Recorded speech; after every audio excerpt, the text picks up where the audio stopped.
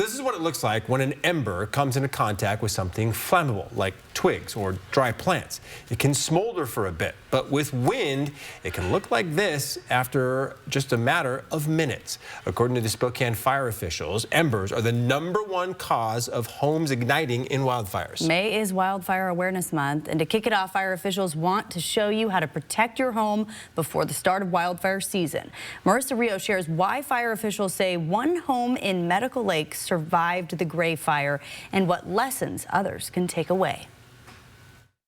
Many homes in this area of Medical Lake are no longer standing because of the Gray Fire, but as you can see, this house still is. There are some burn marks that I want you to take a look around her home, but her house is still safe. Fire officials are here today to talk about the preventative steps that this homeowner took that you can also take in the case of a wildfire. Could happen to anybody. I never thought it was going to happen to me. As someone who lost his home in the Gray Fire, Assistant Fire Chief Stevens wants the community to be proactive. While he walks through the destruction that was once his home, he says there were a lot of lessons learned from the fire. We have a lot of pine trees, a lot of cottonwood trees, things like that, that if we took the time as a community to limb them up and clean up the areas, it would reduce that fuel that makes the fires grow so much faster and move so much quicker. We saw just how catastrophic those fuels can be in both the Gray and Oregon Road fires. Today, melted metal and charred wood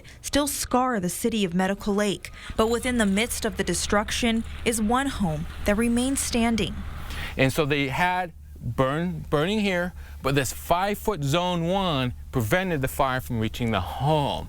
So that's why we really want nothing that can burn within 5 feet of the home. Outside of that 5-feet zone, Guy Gifford says one can get a little more lenient. One thing that can be improved on this property, though, is the garage door. I can easily put my hand underneath it into the garage, which means embers can get in there too. So putting a good seal around your doors, making sure wind can't get in or snow in the winter, prevents embers from getting in the house or the garage during the summer. While these preventative measures are great, Assistant Fire Chief Stevens wants to stress the importance of always having an evacuation plan. In Medical Lake, Marissa Rio, 4 News Now.